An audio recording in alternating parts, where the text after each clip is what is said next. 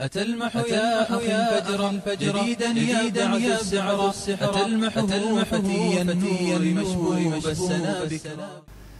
الحمد لله رب العالمين والصلاة والسلام على سيد المرسلين وعلى آله وأصحابه وأزواجه وأتباعه أجمعين أما بعد. پچھلے درس میں اصحاب کہف کے واقعے کے سلسلے میں باتیں ہوئی تھیں اور وقت پورا ہو جانے کی وجہ سے بات نامکمل رہ گئی تھی. بہت ساری آیات جو آگے بھی اس تعلق سے ہیں ان کا بیان رہ گیا تھا. آج ہم شروع سے اختصار کے ساتھ لیتے ہیں تاکہ جو ہمارے نئے ساتھی ہیں ان کے ذہن میں بھی وہ واقعہ آ جائے. اللہ تعالیٰ نے فرمایا ام حسبت ان اصحاب الکہف والرقیم کانوا من آیاتنا عجبا، کیا آپ یہ سمجھتے ہیں کہ کہف والوں کا قصہ یا جن کے نام تختی پر لکھ دیے گئے تھے ان لوگوں کا قصہ ہماری نشانیوں میں سے کوئی بہت عجیب و غریب نشانی ہے؟ ایسا نہیں ہے. بہت ساری نشانیاں ہیں جو اس سے بھی بڑی بڑی ہیں. اذ اول الفتیۃ الی الکہف فقالوا ربنا آتنا من لدنک رحمۃ وہیئ لنا من امرنا رشدا.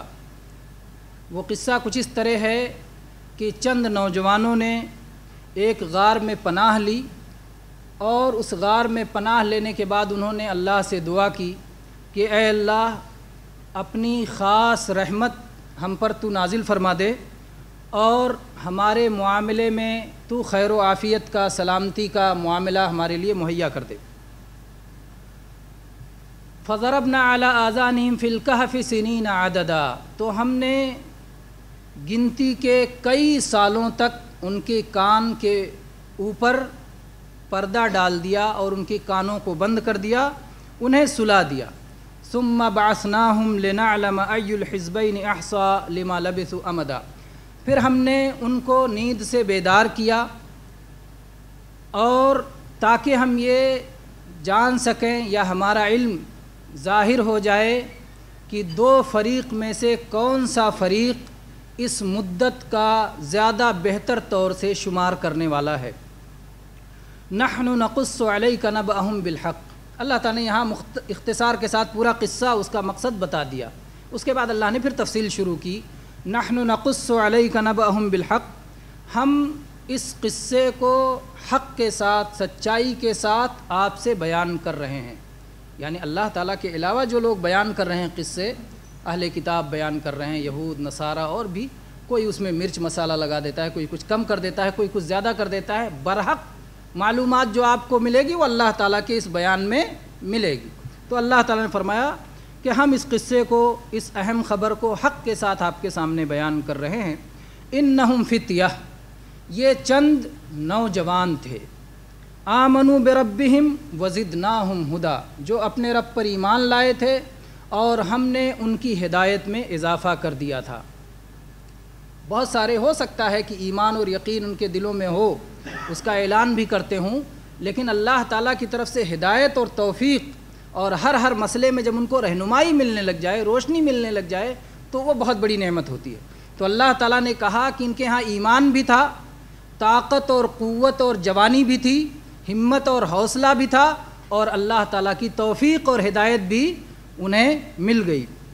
پھر اللہ تعالیٰ نے فرمایا وَرَبَطْنَا عَلَىٰ قُلُوبِهِمْ، ہم نے ان کے دلوں کو مضبوط کر دیا. اذ قاموا، جبکہ وہ کھڑے ہوئے، فقالوا ربنا رب السماوات والارض، انہوں نے کہا ہمارا رب وہی ہے جو آسمان و زمین کا رب ہے. لن ندعو من دونہ الہا، ہم اس رب کو چھوڑ کر اور کسی معبود سے دعا نہیں کر سکتے. اذن لقد قلنا اذن شططا، اگر ہم آسمان و زمین کے رب کو چھوڑ کر اور کسی اور سے دعا کرنے لگ جائیں اور کسی کی عبادت کرنے لگ جائیں تو ہم حق راستے سے ہٹ جائیں گے اور نہایت غلط راستے پر چلے جائیں گے. ہؤلاء قوم اتخذوا من دونہ آلہہ، یہ ہماری قوم کے لوگ ہیں جنہوں نے اللہ کو چھوڑ کر دوسرے معبود بنا لیے ہیں.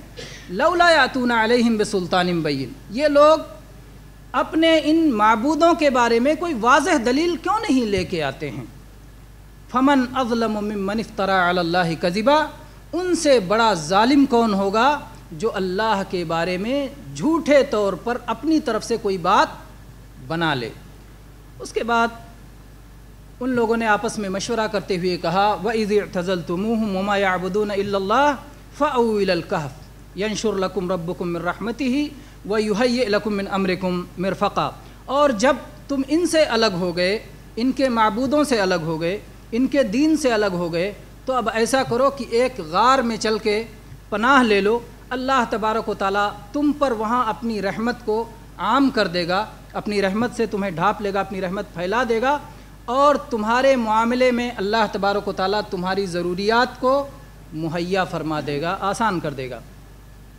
چنانچہ جو انہوں نے دعا کی تھی کہ اے اللہ ہمیں اپنی طرف سے خاص رحمت عطا فرما اور ہمارے معاملے کو بعافیت بنا دے، اللہ تعالیٰ نے یہ ان کے ساتھ کیا۔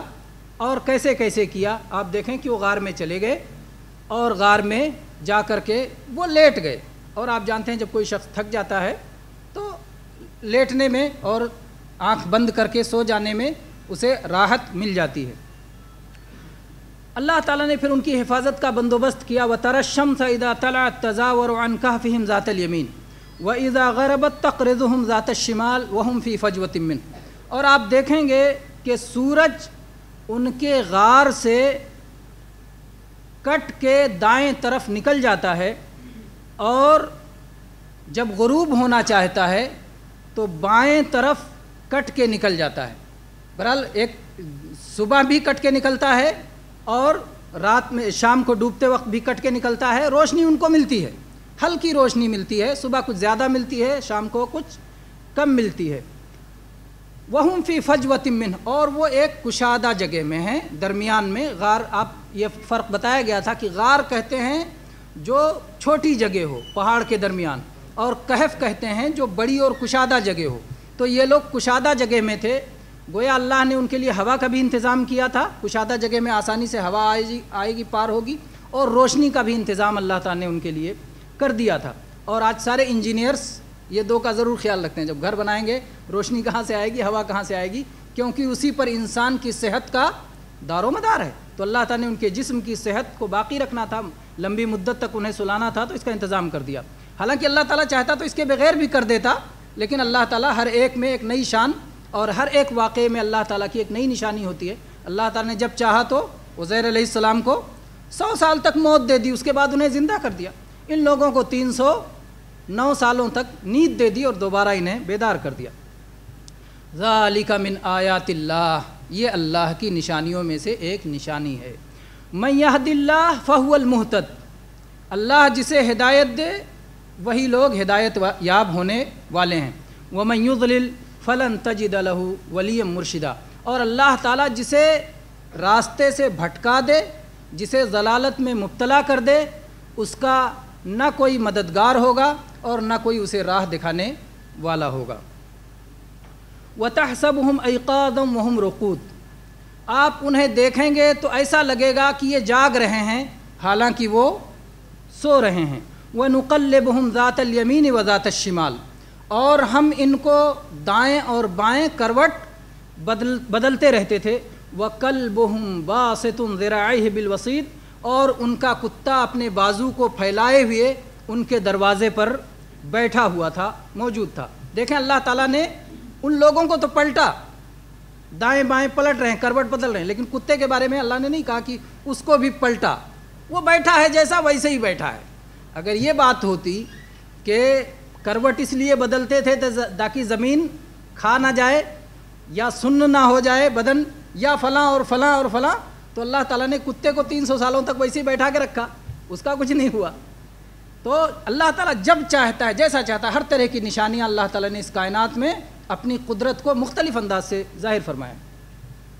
لَوِ اطَّلَعْتَ عَلَيْهِمْ لَوَلَّيْتَ مِنْهُمْ فِرَارًا وَلَمُؤْلِتَ مِنْهُمْ رُعْبًا، اگر تم ان کو جھانکو اور ان کو دیکھو تو تم پیٹھ پھیر کے تیزی سے بھاگو گے اور دہشت سے بھر جاؤ گے، خوف سے، روب سے بھر جاؤ گے۔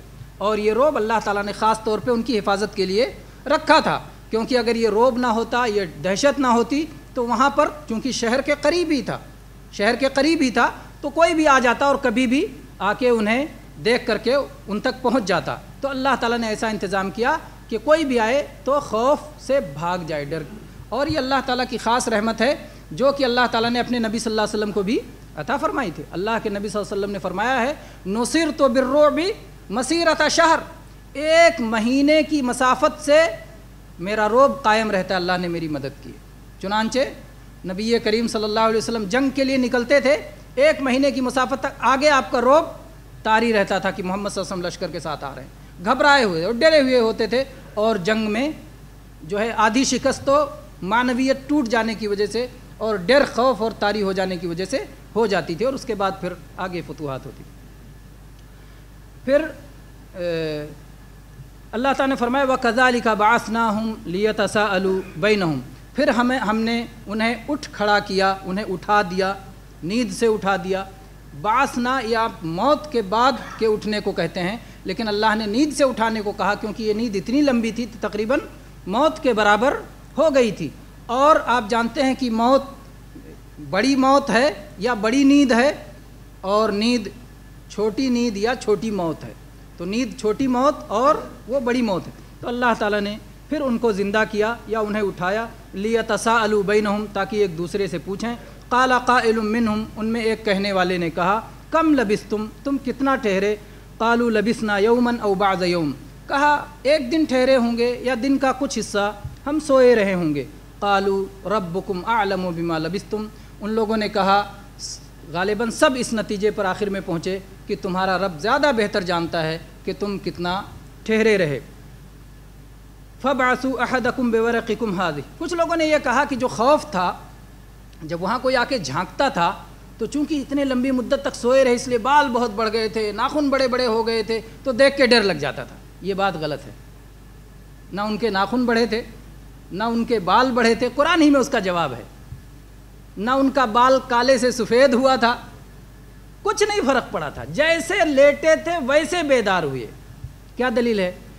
اگر ان لوگوں کے ناخن بڑھ گئے ہوتے، بال بڑھ گئے ہوتے، یا بال سفید ہو گئے ہوتے، یا اور کوئی تبدیلی ہوئی ہوتی تو اٹھنے کے بعد یہ کیوں کہتے ایک دن سوئے ہیں، دن کا کچھ حصہ سوئے ہیں؟ مطلب کوئی تبدیلی نہیں ہوئی تھی، سب ایک دوسرے کو پہچان رہے تھے، سب ایک دوسرے کو دیکھ رہے تھے، ساری باتیں انہیں یاد تھیں۔ تو جو یہ باتیں بعض مفسرین نے لکھا ہے یا بعض بیان کرنے والے بیان کرتے ہیں اتنے بڑے ناخن ہو گئے تھے اور اتنے بڑے بال ہو گئے تھے اور یہ ہو گیا تھا اور وہ ہو گیا تھا، ساری باتیں قرآن کے خلاف ہیں، قرآن پاک میں ایسی کوئی بات نہیں ہے۔ آپس میں انہوں نے پوچھا، پھر ان لوگوں نے کہا کہ تمہارا رب زیادہ بہتر جانتا ہے کتنا ٹھہرے ہو۔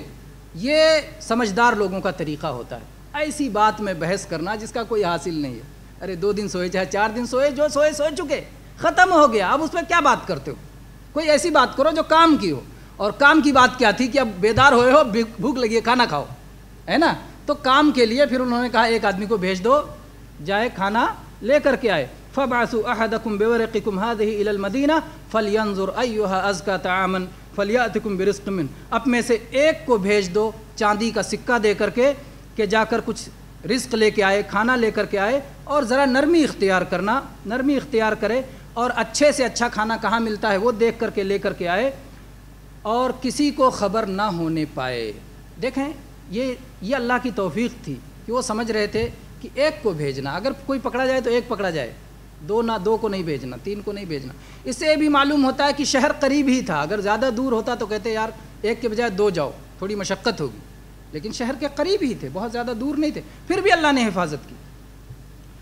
وَلَا يُشْعِرَنَّ بِكُمْ أَحَدًا، کوئی تمہارے بارے میں جان نہ سکے۔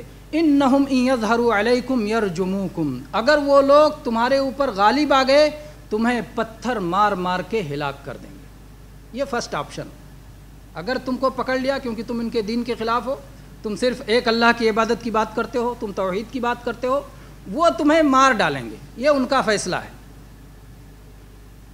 او یعیدکم فی ملتہم، یا دوسرا کام یہ ہوگا کہ تمہیں اپنے دین میں واپس لے لیں گے۔ ولن تفلحوا اذا ابدا، اور اگر ان کے دین میں چلے گئے تو کبھی کامیاب نہیں ہو سکتے۔ تو انہوں نے فرسٹ آپشن کیا رکھا؟ پتھر سے مار ڈالیں گے۔ اس کا اللہ تعالیٰ نے کچھ نہیں بتایا کہ اس کا نقصان یا فائدہ، اس لیے کہ وہی اصل تھا کہ ہم دین تو چھوڑ نہیں سکتے چاہے مر جائیں، لیکن اگر ہو سکتا ہے کوئی ہم میں سے کمزور پڑ جائے، کوئی ہم میں سے پلٹ جائے تو کبھی کامیاب نہیں ہو سکتا۔ یہ یاد رکھو، سب نے ایک دوسرے کو یاد دلایا کہ اگر دین چھوڑ دیا، اگر توحید چھوڑ دیا، اگر اس آسمان و زمین کے رب کو چھوڑ دیا، اس کی عبادت چھوڑ دی، اس کے سوا دوسروں سے دعا کرنے لگ گئے، دوسروں کے آگے جھکنے لگ گئے، شرک میں مبتلا ہو گئے، کبھی کامیاب نہیں ہو سکتے۔ وَكَذَلِكَ أَعْثَرْنَا عَلَيْهِمْ، اور ایسے ہی ہم نے ان کی اطلاع لوگوں کو پہنچائی۔ دیکھیں آخر تک اللہ نے ان کی حفاظت کی، کوئی ان کو جان نہیں سکا، جب اللہ نے ان کی اطلاع دی تبھی لوگ جان سکے۔ اب یہ کھانا لینے گئے اور اس کے بعد میں چاندی کا سکہ دیا، لوگوں نے دیکھا ارے یہ سکہ تو کہاں اب چل رہا ہے، کوئی لگتا ہے دفن شدہ خزانہ مل گیا ہے، جمع ہونے لگے، ایک دوسرے سے ہوتے ہوتے بات حاکم تک پہنچی، یہاں تک کہ ان کی خبر لوگوں کو لگ گئی، اور ان کے یہاں یہ چیز مشہور تھی کہ کچھ نوجوان غائب ہو گئے تھے اور ان کا بعد میں پتہ نہیں چل سکا، تو بعد میں یہ ہوا کہ یہی وہ نوجوان ہے، تو ان کے ساری خبر سارا قصہ اللہ تعالیٰ کے اطلاع کر دینے سے یہ اطلاع ہوئی، تو اللہ تعالیٰ نے آخر دم تک اپنی رحمت جاری رکھی اور دعا ان کی قبول کی اور دعا کی قبولیت واضح ہوئی۔ وَكَذَلِكَ أَعْثَرْنَا عَلَيْهِمْ لِيَعْلَمُوا أَنَّ وَعْدَ اللَّهِ حَقٌّ، اور ایسے ہی ہم نے ان کی اطلاع لوگوں کو کر دی تاکہ یہ جان جائیں کہ اللہ کا وعدہ برحق ہے۔ کون جان جائیں؟ یہ نوجوان بھی جان جائیں اور وہ لوگ بھی جان جائیں جن کو اس کی اطلاع پہنچی، کیونکہ وہ سب ایمان والے ہو چکے تھے، سب بدل چکے تھے، لیکن بعض دفعہ جو ہے بعض باتیں آتی تھیں کہ کیسے اللہ دوبارہ زندہ کرے گا، دوبارہ زندہ کرنے کی کیا صورت ہوگی، تو اللہ تعالیٰ نے کہا کہ یہ دیکھ لو تمہارے سامنے ہے تاکہ جان لو کہ اللہ کا وعدہ برحق ہے۔ وَأَنَّ السَّاعَةَ آتِيَةٌ لَا رَيْبَ فِيهَا، اور قیامت بالکل برحق ہے، اس میں کوئی شک و شبہ نہیں ہے۔ اِذْ يَتَنَازَعُونَ بَيْنَهُمْ أَمْرَهُمْ، اور جب کہ وہ لوگ اس معاملے میں کچھ آپس میں اختلاف کر رہے تھے، تنازع کر رہے تھے۔ فَقَالُوا ابْنُوا عَلَيْهِمْ بُنْيَانًا، اب جب ان کی اطلاع ہو گئی تو کچھ لوگوں نے کہنا شروع کیا، اس کے بعد ظاہر بات ہے ہر انسان کا انجام کیا ہے، مر جانا ہے ایک دن، یہ لوگ بھی مر گئے، اللہ نے اس کو ذکر نہیں کیا، خلاص ان کی اطلاع ہوئی، پائے گئے، ان کو پہنچے لوگ، کیا کیا ہوا، اللہ نے وہ سب ذکر نہیں کیا۔ قصے کے ان حصوں کو جس کے جاننے میں ہمارا کوئی فائدہ نہیں اور نہ جاننے میں ہمارا کوئی نقصان نہیں، اللہ نے ان حصوں کو ذکر نہیں کیا۔ قصے کے وہ حصے یا وہ تفصیلات جن کو جاننے میں ہمارا کوئی نفع نہیں اور نہ جاننے میں ہمارا کوئی نقصان نہیں، اللہ نے ان تفصیلات کو ذکر نہیں کیا۔ تو اللہ تعالیٰ نے اس کے بعد بتایا کہ جب ہو گیا، یہ لوگ واپس پلٹ گئے، وہاں جا کے دوبارہ سو گئے، اس کے بعد ان کی وہیں وفات ہو گئی، تو کچھ لوگوں نے کہا کہ یہاں ایک عمارت بنا دیتے ہیں یا اسے محفوظ کر دیتے ہیں، گھیر دیتے ہیں۔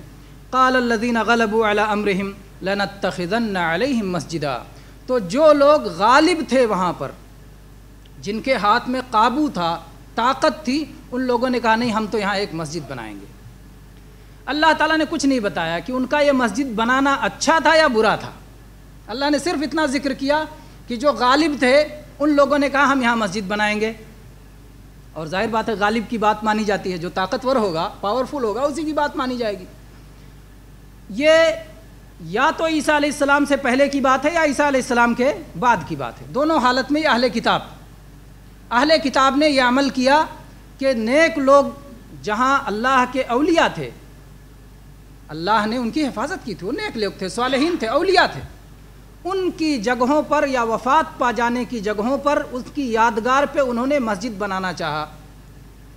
قرآن پاک میں اللہ نے خاموشی اختیار کی، کچھ نہیں بتایا۔ ہم کو کیا دیا گیا ہے؟ قرآن پاک دیا گیا اور ساتھ میں حدیث رسول۔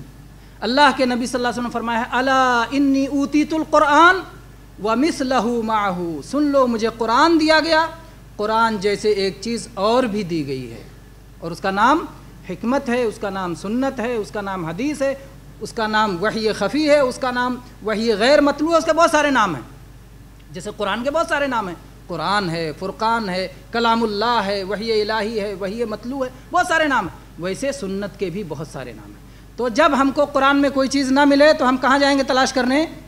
سنت میں، احادیث میں۔ نبی کریم صلی اللہ علیہ وسلم نے فرمایا ہے لعن اللہ الیہود والنصارى اتخذوا قبور انبیائہم مساجد، اور دوسری روایت میں اتخذوا قبور انبیائہم وصالحیہم مساجد۔ اللہ تعالیٰ یہود پر لعنت کرے، اللہ تعالیٰ نصارہ پر لعنت کرے کہ انہوں نے اپنے نبیوں کی قبروں کو سجدہ گاہ بنا لیا، اپنے صالحین کی قبروں کو سجدہ گاہ بنا لیا۔ یا تو یہ ان کی بدعت تھی، اور یہی زیادہ قرین قیاس ہے کہ اللہ تعالیٰ نے اس کی اجازت کبھی نہیں دی تھی۔ وہ چیزیں جو شرک تک پہنچاتی ہوں اللہ نے اس کی اجازت کبھی نہیں دی۔ جب قبر پہ مسجد بنائی جائے گی تو کچھ ایسے تصور کرنے والے ہوں گے جو سوچیں گے کہ ہم فلاں کی قبر کی طرف منہ کر کے صلاح ادا کر رہے ہیں، تو ظاہر بات ہے یہ شرک کی طرف لے جانے والا ذریعہ ہے، اور اللہ تعالیٰ نے شرک کے سارے راستوں کو بند کر دیا ہے، کیونکہ توحید سب سے بڑی نعمت اور توحید ہی وہ مقصد ہے جس کے لیے اللہ تعالیٰ نے اپنی کتابیں اتاری، جس کے لیے اللہ نے اپنے رسول بھیجے، جس کے لیے اللہ نے جنت و جہنم بنائی۔ توحید ہی سب سے اہم مقصد ہے۔ توحید اگر نہ ہو تو پھر باقی عبادات کوئی کام کی نہیں ہے۔ توحید ہے تو جنت ملنے والی ہے، توحید ختم شرک آ گیا تو پھر جنت ملنے والی نہیں ہے۔ مشرک پر جہنم ٹھکانہ ہے، جنت حرام ہے، مشرک کے اوپر جنت حرام ہے اور جہنم اس کا ٹھکانہ ہے۔ تو یہ سب سے اہم چیز ہے، تو یہ کیسے ہو سکتا ہے کہ اللہ تبارک و تعالیٰ اس کا کسی شریعت میں حکم دیتا؟ تو چونکہ اس کا فیصلہ ہو گیا کہ جن لوگوں نے مسجد بنائی تھی یہ وہ لوگ تھے جو بدعتی تھے یا مشرک تھے، جو یا تو بدعتی تھے یا مشرک تھے، کیونکہ انہوں نے لعنت کا کام کیا جس پر اللہ کے نبی صلی اللہ علیہ وسلم نے صاف صاف لعنت بھیجی ہے کہ جو ہے اللہ یہود و نصارہ پر لعنت کرے کہ انہوں نے اپنے انبیاء اور صالحین کی قبروں کے پاس مسجدیں بنا لیں، وہاں پر سجدہ کرنے لگے۔ اس کے بعد اللہ تعالیٰ نے فرمایا سیقولون ثلاثۃ رابعہم کلبہم، کچھ لوگ کہیں گے کہ یہ 3 تھے چوتھا ان کا کتا تھا، ویقولون خمسۃ سادسہم کلبہم، کچھ لوگ کہیں گے کہ 5 تھے چھٹا ان کا کتا تھا۔ رجمم بالغیب، یہ غیب کی باتوں میں اٹکل کے تیر چلاتے ہیں۔ غیب کی بات ہے جسے نہیں پتہ اس کے بارے میں کچھ بھی اپنے وہم و گمان سے، اپنے خیالات سے، اپنے تصورات سے کچھ بھی کہہ دیتے ہیں۔ رجمم بالغیب، غیب کی باتوں میں تیر تکے چلاتے ہیں۔ اور اللہ نے کہا یقولون، کچھ لوگ کہیں گے، یعنی یہ کہنے والے ہمیشہ رہیں گے، پہلے بھی تھے اب بھی رہیں گے آگے بھی رہیں گے۔ کتنے تھے فضولی لوگ، ایسے لوگوں کو کہتے ہیں فضول کی بحث کرنے والے کہ جس کا کوئی فائدہ نہیں ہے۔ 3 تھے چاہے 5 تھے چاہے 10 تھے، آپ کو کیا لینا دینا اس سے؟ تھے کچھ اللہ کے بندے، اللہ نے ان پر اپنا کرم کیا اور اللہ نے ان کی حفاظت کی، ان کو توحید پہ ثابت قدم رکھا، کیا ضرورت ہے اس کی؟ اللہ نے کہا، اس کے بعد پھر اللہ نے فرمایا وَيَقُولُونَ سَبْعَةٌ وَثَامِنُهُمْ كَلْبُهُمْ، کچھ لوگ کہیں گے کہ 7 ہیں اور 8واں ان کا کتا ہے۔ قُلْ رَبِّي أَعْلَمُ بِعِدَّتِهِمْ مَا يَعْلَمُهُمْ إِلَّا قَلِيلٌ، آپ کہہ دیجئے کہ میرا رب ان کی گنتی کو خوب جانتا ہے، اور چند لوگ جو کچھ لوگ جانتے ہیں وہ تھوڑے سے لوگ جانتے ہیں۔ عبداللہ ابن عباس رضی اللہ عنہ فرماتے ہیں کہ میں بھی انہی تھوڑے لوگوں میں سے ہوں جو جانتے ہیں، اس لیے کہ اللہ تعالیٰ نے پہلے 2 گنتی بتائی تو اللہ تعالیٰ نے کہا رجمم بالغیب، یہ غیب کے معاملے میں تیر تکے ہیں۔ اس کے بعد اللہ نے ایک گنتی بتائی آخر میں کہ 7 ہیں، 8واں ان کا کتا، اور پھر اللہ تعالیٰ نے کہا کہ اللہ کے سوا کوئی نہیں جانتا، تھوڑے سے لوگ جانتے ہیں، تو کہا اس سے گویا ایک طرح سے اشارہ ہے کہ یہ عدد زیادہ صحیح ہے، واللہ عالم۔ یہ ایک استنباط ہے، اور کچھ لوگ تو ظاہر بات ہے جن کے زمانے میں وہ گئے تھے، جن کے زمانے میں وہ نکلے، وہ لوگ تو جانتے ہی ہیں، کچھ لوگ تو جانتے ہیں، تو یہ تو برحق ہے، اور ان کچھ لوگوں میں ضروری نہیں ہے کہ بعد کے لوگ بھی ہوں، آج بھی ہم میں سے بھی کچھ ہوں، ایسا ضروری نہیں ہے۔ پھر اللہ تعالیٰ نے فرمایا فَلَا تُمَارِ فِيهِمْ إِلَّا مِرَاءً ظَاهِرًا، ان کے بارے میں کوئی بحث نہ کیجیے، البتہ کبھی ضرورت ہو جائے تو سرسری طور پر بات کر کے نکل جائیے۔ وَلَا تَسْتَفْتِ فِيهِمْ مِنْهُمْ أَحَدًا، اور ان کے بارے میں کسی سے کوئی سوال وغیرہ مت کیجیے، اس لیے کہ کسی کو کچھ پتہ نہیں ہے۔ حق اللہ تعالیٰ کی طرف سے آپ کے پاس آ گیا، آپ کے پاس جو آیا وہ بالکل برحق ہے، اور وہ جو کہیں گے وہ ادھر ادھر کی سنی سنائی باتیں ہوں گی جن کا حق سے کیا لینا دینا ہے، اس لیے آپ ان سے مت پوچھئے، یہی جو کچھ ہے وہی برحق ہے۔ اس میں کتوں کی شان دیکھیے، کتوں کی شان کس اعتبار سے؟ اس لیے کہ انہوں نے خیر والوں کا ساتھ دیا تھا، نیک لوگوں کا ساتھ دیا تھا، اللہ نے قرآن پاک میں ان کا ذکر کیا۔ اللہ نے کہا وہ 7 تھے 8واں ان کا کتا تھا، یا وہ 3 تھے چوتھا ان کا کتا تھا، یا 5 تھے چھٹا ان کا کتا تھا، کیسے بھی اللہ نے اس کتے کے ذکر کو قیامت کے لیے تک کے لیے باقی کر دیا۔ تو بہرحال یہ اس کتے کی خوش نصیبی تھی کہ خیر لوگ، اہل خیر کا، نیک لوگوں کا، اللہ کے نیک بندوں کا اس نے ساتھ دیا، تو اس کا ذکر بھی قرآن میں آ گیا۔ اس سے نیک لوگوں کی صحبت اور نیک لوگوں کے ساتھ رہنے کی اہمیت معلوم ہوتی ہے، اور نیک لوگوں کے ساتھ رہنے کی اہمیت اور بہت ساری آیات اور احادیث سے بھی معلوم ہوتی ہے۔ لیکن صرف اس بنیاد پر کہ کتے کا نام قرآن میں آیا ہے تو کتا جنت میں جائے گا؟ نہیں میرے بھائیو، جنت میں جانے کے لیے مستقل دلیل چاہیے۔ کتا جنت میں جائے گا، وہ گائے جو ذبح کی گئی تھی بنی اسرائیل کے لیے وہ جنت میں جائے گی، فلاں اور جانور جس کا ذکر کیا گیا، شہد کا ذکر کیا گیا وہ جنت میں جائے گی، وہ فلاں اور فلاں، یہ ساری باتیں سب بے ثبوت اور بے دلیل ہیں، کسی کا کوئی صحیح ثبوت نہیں ہے، اس لیے اس طرح کے دعوے مردود ہیں، باطل ہیں، نہیں قابل قبول ہیں۔ اگر یہ کتا جائے گا، بیان کرنے والے تو ماشاءاللہ آپ سنیں تو کیا کیا بیان کرتے ہیں، میں ان لغو باتوں کو مزید نشر کرنا نہیں چاہتا، عجیب عجیب چیزیں، اولیاء نے کتے کو جنت میں پہنچا دیا تو پھر بندے ان کے پیچھے جائیں گے، پھر یہ ہوگا پھر وہ ہوگا، ایک بنیاد غلط بناتے ہیں اور اس غلط بنیاد پر پوری عمارت کھڑی کر دیتے ہیں، بنیاد ڈھہ گئی تو پوری عمارت ڈھہ گئی۔ کتا جنت میں جائے گا، اس کی کہیں کوئی، حیوانات کے لیے نہیں جنت ہے میرے بھائی، جنت کس کے لیے ہے؟ الثقلین، جناتوں کے لیے ہے اور انسانوں کے لیے ہے، جناتوں اور انسان کے لیے جنت بنائی گئی، جہنم بنائی گئی، باقی کے لیے جنت و جہنم نہیں ہے۔ اگر کوئی جائے گا تو کوئی خاص وجہ کی وجہ سے اس کا ثبوت ہونا چاہیے، ثبوت کی بنیاد پر، جیسے پتھر جن کی عبادت کی جاتی ہے ان پتھروں کو بھی جہنم میں ڈالا جائے گا، پتھروں میں احساس اللہ تعالیٰ نے نہیں رکھا ہے، وہ اس لیے جائے گا کہ پتھر اور گرم ہوں گے، پوجنے والوں کو، ان کی عبادت کرنے والوں کو اور تکلیف ہوگی ان سے، کہ ان کو معبود سمجھتے تھے، آج وہی تمہاری سزا کا سبب بن رہے ہیں، تو اس لیے نہیں کہ پتھر کو سزا دینے کے لیے جہنم میں ڈالا جائے گا، یا اسی طرح سے کسی کو جنت میں انسان اور جنات کے علاوہ انعام کے طور پر کسی کو جنت میں ڈالا جائے گا، اس کا کہیں کوئی ثبوت نہیں ہے، اس لیے اس طرح کی بات کہنا بالکل قابل قبول نہیں ہے۔ اور صرف قرآن پاک میں ذکر آ جانے کی وجہ سے کوئی جنتی یا جہنمی نہیں ہوتا، قرآن میں بہت سارے ذکر ہیں جن کے مردودیت کا ذکر ہے، جن کے جہنمی ہونے کا ذکر ہے، جن کے اللہ رسول کے مخالفت کا ذکر ہے، تو بہت سارے لوگوں کے ذکر پائے جاتے ہیں، ابلیس کا ذکر ہے، ابو لہب کا ذکر ہے، فرعون کا ذکر ہے، اور بھی ظالموں کا ذکر ہے، تو قرآن پاک میں صرف ذکر آ جانے کی بنیاد پر کوئی فیصلہ نہیں کیا جا سکتا ہے۔ پھر اللہ تعالیٰ نے فرمایا وَلَا تَقُولَنَّ لِشَيْءٍ إِنِّي فَاعِلٌ ذَلِكَ غَدًا إِلَّا أَن يَشَاءَ اللَّهُ، اور آپ کسی چیز کے لیے یہ نہ کہیے کہ میں اسے کرنے والا ہوں، البتہ انشاءاللہ کہہ لیا کیجیے۔ اس کے آیت کے پیچھے شان نزول ہے کہ اللہ کے نبی کریم صلی اللہ علیہ وسلم سے جب مشرکین نے پوچھا کہ آپ 3 سوالوں میں سے کسی 3 سوالوں کا جواب دیجیے، یہودیوں نے انہیں مشورہ دیا تھا کہ یہ 3 سوالوں کا اگر جواب دے لیتے ہیں تو نبی ہیں، نہیں تو صرف دعوے دار ہیں، حقیقت میں نبی نہیں ہیں۔ ایک سوال اس میں یہ تھا کہ کہف والوں کا واقعہ بتائیے، اور دوسرا یہ کہ ذوالقرنین کا واقعہ بتائیے، اور تیسرا کہ روح کے بارے میں، روح کی حقیقت بتائیے۔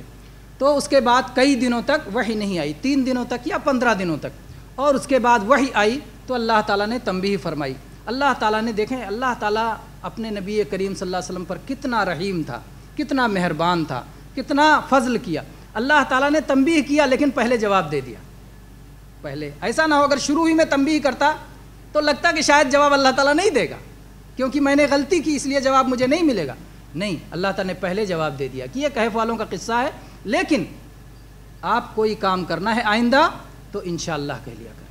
اور یہ امت کے لیے بھی تنبیہ ہو گئی، امت کے لیے بھی تنبیہ ہو گئی۔ یہ بالکل ایسے ہی نبی کریم صلی اللہ علیہ وسلم کے ایک صحابی بیان کرتے ہیں اپنا قصہ، حکیم ابن حزام رضی اللہ عنہ کہتے ہیں سألت النبی صلی اللہ علیہ وسلم فآتانی ثم سألته فآتانی ثم سألته فآتانی ثم قال، اب میں نے اللہ کے نبی سے مانگا، اللہ کے نبی نے مجھے دیا، پھر میں نے مانگا، پھر آپ نے دیا، پھر میں نے مانگا، پھر آپ نے دیا، اور اس کے بعد کہا کہ اے حکیم، یہ مال بڑا ہرا بھرا اور بڑا میٹھا ہوتا ہے، اگر تم اس کو لالچ کے ساتھ لوگے تو کبھی اس میں برکت نہیں ہوگی، اور اگر تم اس کو لالچ کے بغیر لوگے تو اس میں برکت ہوگی۔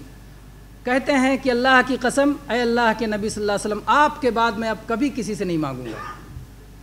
اللہ کے نبی صلی اللہ علیہ وسلم نے پہلے کیا کیا؟ پہلے نہیں کہا کہ مت مانگو یا مانگو گے تو برکت نہیں ہوگی، پہلے آپ نے دے دیا، مانگا پھر دے دیا، مانگا پھر دے دیا۔ اگر پہلے ہی کہتے تو انہیں کیا لگتا کہ آپ دینا نہیں چاہتے ہیں، یعنی دینا چاہتے ہیں لیکن آپ کو ایک اخلاقی تعلیم دے رہے ہیں، آپ کو ایک ادب سکھا رہے ہیں، آپ کی ہمدردی کے خلاف یہ نہیں ہے، آپ کی خیر خواہی کے خلاف یہ نہیں ہے۔ تو اس لیے تنبیہ کا بہتر طریقہ ہوتا ہے کوئی غلطی کرے اور غلطی میں کوئی اس کا مطالبہ بھی ہو، اس کا مطالبہ آپ پورا کر دیں، پھر غلطی پہ تنبیہ کریں تو انشاءاللہ وہ ماننا زیادہ آسان اس کے لیے بھی ہوگا اور وہ آپ کے متعلق بدگمانی کا شکار نہیں ہوگا۔ تو اللہ تعالیٰ نے فرمایا اور کسی کام کے لیے یہ نہ کہیں کہ میں کل کرنے والا ہوں، کیونکہ جو ہے البتہ ساتھ میں انشاءاللہ کہہ لیا کریں، وَاذْكُرْ رَبَّكَ اِذَا نَسِيتَ، اور جب بھول جائیں تو اللہ کا ذکر کر لیا کریں، اللہ کو یاد کر لیا کریں۔ وَقُلْ عَسَىٰ أَن يَهْدِيَنِي رَبِّي لِأَقْرَبَ مِنْ هَٰذَا رَشَدًا، اور آپ یہ کہہ دیجئے کہ ان قریب ہے کہ اللہ تبارک و تعالیٰ مجھے اس سے بھی زیادہ بہتر اور زیادہ ہدایت کا کوئی اور راستہ دکھلائے گا۔ اس کے بعد میں اللہ تعالیٰ نے فرمایا وَلَبِثُوا فِي كَهْفِهِمْ ثَلَاثَمِائَةٍ سِنِينَ وَازْدَادُوا تِسْعًا، اور یہ نوجوان اپنے غار میں 300 سال تک رہے اور 9 سال اور زیادہ رہے۔ 309 سال کے بجائے اللہ تعالیٰ نے اس طرح کا جو ہے انداز اپنایا۔ اللہ نے کہا 300 سال تک تھے اور کہا 9 سال اور زیادہ تھے۔ تو کچھ علماء نے اس کی تفسیر اس طرح کی ہے کہ 300 سال تھے وہ اگر حساب شمسی جوڑا جائے، اور اگر قمری حساب جوڑا جائے تو 9 سال بڑھ جائے گا۔ قمری جو ہے جو چاند کے حساب سے ہوتا ہے، تاریخیں 2 اعتبار سے لگائی جاتی ہیں، شمسی اعتبار سے فکس ہے، متعین ہے، اور قمری اعتبار سے غیر متعین ہے، چینج ہوتا رہتا ہے، بدلتا رہتا ہے، اور 10 دن کا غالباً فرق پڑ جاتا ہے ہر سال میں۔ قمری یعنی چاند کے حساب سے چاند چھوٹا ہوتا ہے، پھر اس سے بڑا ہوتا ہے، پھر اس سے بڑا ہوتا ہے، یہاں تک کہ پوری چاندنی مکمل ہو جاتی ہے، اور اس کے بعد میں پھر چھوٹا چھوٹا پھر چھپ جاتا ہے، پھر اس کے بعد نیا چاند بنتا ہے۔ اس طرح سے تاریخ معلوم کرنے کا ذریعہ ہے۔ اسلام میں اللہ تعالیٰ نے اسی کو اختیار کیا ہے۔ اللہ تعالیٰ نے فرمایا وَيَسْأَلُونَكَ عَنِ الْأَهِلَّةِ قُلْ هِيَ مَوَاقِيتُ لِلنَّاسِ وَالْحَجِّ، وہ آپ سے چاند کے بارے میں پوچھتے ہیں، ہلال باریک چاند جو نکلتا ہے اس کے بارے میں پوچھتے ہیں، کہہ دیجئے کہ یہ لوگوں کے لیے وقت جاننے کا، تاریخ جاننے کا ذریعہ ہے، حج جاننے کا ذریعہ ہے۔ اللہ کی شان کہ اللہ تعالیٰ نے اپنے آخری دین کا حساب شمسی نہیں رکھا، قمری رکھا، اور اس میں بہت ساری حکمتیں ہیں اگر آپ غور کریں۔ اسی وجہ سے ہماری ہر عبادت کا موسم بدلتا رہتا ہے۔ رمضان ایک سال گرمی میں آتا ہے، ایک سال ٹھنڈی میں آتا ہے، ایک سال زیادہ ٹھنڈی میں آتا ہے، ایک سال زیادہ گرمی میں آتا ہے، تو بدلتا رہتا ہے۔ پھر اس کے بعد دنیا میں چونکہ مسلمان اور انسان ہر جگہ بستے ہیں، کہیں ٹھنڈک ہے، کہیں گرمی ہے، کہیں کچھ ہے، کہیں کچھ ہے۔ حج کا موسم بدلتا رہتا ہے، کبھی حج گرمی میں آتا ہے، کبھی ٹھنڈی میں آتا ہے۔ لوگ اپنے موسم کے حساب سے سیٹ کر سکتے ہیں، میں فلاں موسم میں جاؤں تو میرے لیے آرام رہے گا۔ تو اللہ تعالیٰ نے ہمارے دین کو شمسی کے بجائے قمری اعتبار سے رکھا ہے، تو اس میں بہت سارے فوائد ہیں اور بہت ساری خوبیاں ہیں۔ بہرحال دین کے ہر نقطے میں جہاں آپ غور کریں گے اللہ نے خوبیاں اور اپنی نشانیاں رکھی ہیں، حق واضح ہو جائے گا کہ اللہ کی طرف سے برحق ہے۔ قل اللہ اعلم بما لبثوا، اللہ تعالیٰ نے جب یہ ذکر کیا کہ اپنے غار میں وہ لوگ 300 سال یا 309 سال تھے، پھر اللہ تعالیٰ نے فرمایا کہہ دیجئے کہ اللہ تعالیٰ ہی زیادہ بہتر جانتا ہے کہ وہ لوگ کتنے برسوں تک تھے۔ لہو غیب السماوات والارض، آسمان و زمین کا غیب صرف اللہ جانتا ہے۔ آسمان و زمین کا غیب، پرانے زمانے کی خبریں کیا ہیں؟ غیب۔ آگے کی خبریں کیا ہیں؟ غیب۔ جو بھی ہماری آنکھوں سے چھپا ہے وہ کیا ہے؟ غیب۔ جنت اور جہنم کیا ہے؟ غیب۔ آسمانوں کے اوپر کیا ہے؟ غیب۔ زمین کے نیچے کیا ہے؟ غیب۔ آسمان و زمین کا غیب کون جانتا ہے؟ صرف اللہ جانتا ہے، اللہ کے سوا کوئی غیب نہیں جانتا۔ ابصر بہ واسمع، کیا ہی اچھا دیکھنے والا اور کیا ہی اچھا سننے والا ہے۔ ما لہم من دونہ من ولی ولا یشرک فی حکمہ احدا، اللہ کے سوا کوئی مددگار نہیں، کوئی کارساز نہیں، کوئی ولی نہیں۔ ولا یشرک فی حکمہ احدا، اور اللہ اپنے فیصلے میں کسی کو اپنا پارٹنر یا شریک یا ساجی نہیں بناتا ہے۔ تو اللہ تعالیٰ نے جو ان کو ہدایت دی، جو ان کو کامیاب کیا، جو ان کو غار میں رکھا، جو ان کو سلایا، جو ان کو جگایا، جو ان کو توفیق دی، سب کچھ اکیلے اللہ نے کیا ہے، اس میں اس کا کوئی شریک نہیں ہے۔ اللہ تبارک و تعالیٰ کی شان میں اور ذات میں اور صفات میں اور لائق عبادت ہونے میں کوئی اس کا شریک نہیں ہے۔ وَاتْلُ مَا أُوحِيَ إِلَيْكَ مِنْ كِتَابِ رَبِّكَ، اور اے نبی کریم صلی اللہ علیہ وسلم آپ کے رب کی کتاب کی جو وحی کی گئی ہے اس کی آپ تلاوت کرتے رہیے۔ یعنی ہو سکتا ہے کوئی آئے کہے ایسا نہیں ایسا ہے، کوئی کہے 150 سال رکے تھے، کوئی کہے گا ان کی تعداد زیادہ تھی، کوئی کہے گا نہیں ایسا ہے، کوئی کچھ بتائے گا، کوئی کچھ بتائے گا۔ آپ وہی تلاوت کیجئے جو اللہ نے آپ کی کتاب میں دیا ہے، یہی برحق ہے، اس میں کوئی رد و بدل آپ کو کرنے کا اختیار نہیں ہے کہ کسی کو خوش کرنے کے لیے, کسی کو راضی کرنے کے لیے, یا کسی کو دین میں داخل کرنے کے لیے. بہت سارے لوگ کہتے ہیں دین میں داخل کرنے کے لیے جھوٹ بول دو, نماز پڑھوانے کے لیے اس کی فضیلت میں جھوٹی جھوٹی باتیں بنا دو, روزہ رکھوانے کے لیے, حج کروانے کے لیے جھوٹی جھوٹی چیزیں کر دو. نہیں بھائی, اللہ کے دین کو جو سچ کے ساتھ آنا چاہتا ہے آئے, جھوٹ کے ساتھ آنا چاہتا ہے ہمیں کسی کی ضرورت نہیں ہے. وہ آئے گا اس کا فائدہ ہے, نہیں آئے گا اس کا نقصان ہے. آپ کا کیا ہے؟ ہاں, ہمدردی ہونا چاہیے. ہمدردی کا مطلب یہ نہیں ہوتا کہ آپ غلط راستے پہ چلے جائیں, آپ حق پہ پہلے قائم رہیں پھر حق کی طرف دعوت دیں. تو اللہ تعالیٰ نے فرمایا وَاتْلُ مَا أُوحِيَ إِلَيْكَ مِن کتاب ربک, آپ کے رب کی کتاب میں جو کچھ وحی کی گئی ہے آپ پر اسی کی تلاوت کیجئے. لا مبدل لکلماتہ, اللہ کے کلمات کو کوئی تبدیل نہیں کر سکتا. وَلَن تَجِدَ مِن دُونِهِ مُلْتَحَدًا, اور آپ اللہ کے سوا اور کسی جگہ پناہ کی جگہ نہیں پائیں گے. یعنی اگر اللہ کے کلام میں آپ نے تبدیلی کر دی تو اللہ آپ کو پکڑ لے گا, اللہ آپ کی گرفت کرے گا, اللہ آپ کو سزا دے گا, اور پھر آپ کوئی پناہ کی جگہ نہیں پائیں گے. تو یہ تقریباً قصہ مکمل ہو گیا. یہاں ایک بات, ایک نقطہ بعض اہل علم نے ذکر کیا, اسی پر کر کے بات ختم کرتے ہیں, وقت بھی مکمل ہو گیا. وہ یہ ذکر کیا کہ اللہ تعالیٰ نے یہ نہیں بتایا کہ کہاں کے نوجوان تھے, یہ نہیں بتایا کہ ان کا نام کیا تھا, یہ نہیں بتایا کہ وہ زمانہ کون سا تھا. قرآن کے بہت سارے قصے اسی طرح ہیں. لوگ سمجھتے ہیں کہ یہ ابہام ہے, وضاحت نہیں ہوئی, حالانکہ اس میں بہت بڑا سبق ہے ہمارے لیے اور بہت بڑی حکمت ہے. حکمت کیا ہے؟ اللہ تعالیٰ یہ بتانا چاہتا ہے کہ یہ نوجوان کوئی بھی ہو سکتے ہیں, کسی بھی زمانے میں ہو سکتے ہیں, کسی بھی وقت میں ہو سکتے ہیں, روئے زمین کے کسی بھی گوشے میں ہو سکتے ہیں.